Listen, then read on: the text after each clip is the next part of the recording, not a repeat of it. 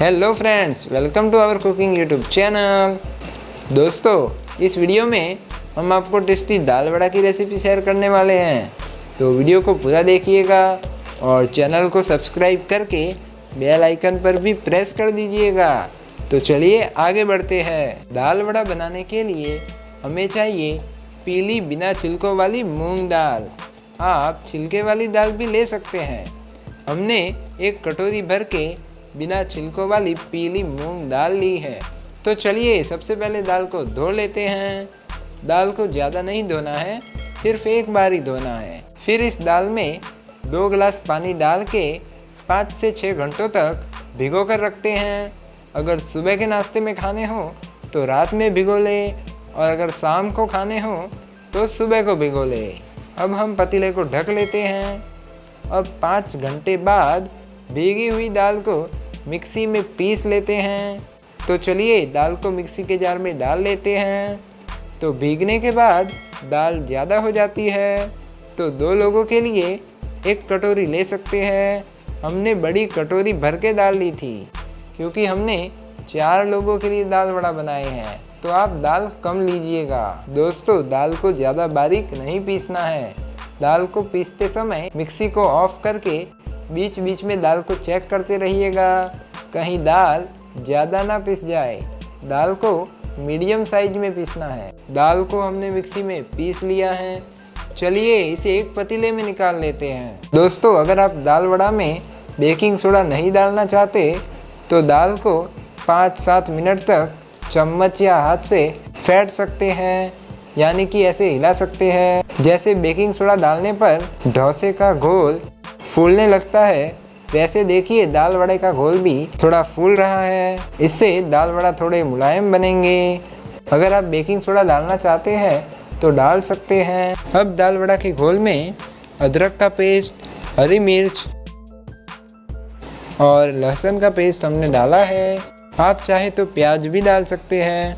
अगर आप ज़्यादा तीखा खाना चाहते हैं तो हरी मिर्च थोड़ी ज़्यादा भी डाल सकते हैं। फिर हमने हरा धनिया डाला है और नमक स्वाद अनुसार डालते हैं। इन सबको घोल में अच्छे से मिला देते हैं। तो चलिए अब बनाते हैं दाल वड़ा। दाल वड़ा को फ्राई करना है। फ्राई करने के लिए हमने एक कढ़ाई में तेल गरम किया है, तो इसमें दाल वड़ा बनाते हैं। तो तेल ज़्यादा गरम है तो सावधानी से दाल वड़ा उसमें डालिए। आपको दाल वड़ा दूरी से नहीं डालना है, वरना तेल के छींटे आप पर गिर सकते हैं। इसलिए सावधानी से दाल वड़ा फ्राई करिए।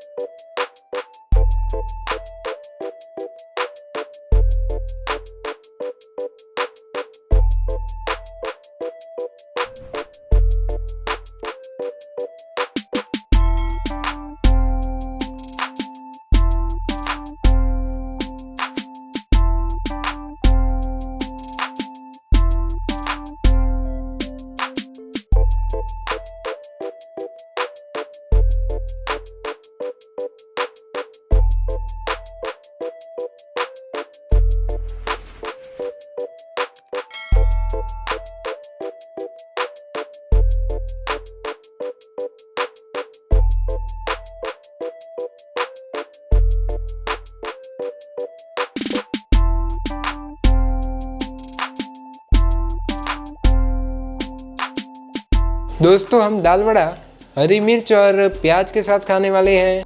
आप चाहें तो सॉस के साथ या चटनी के साथ भी खा सकते हैं।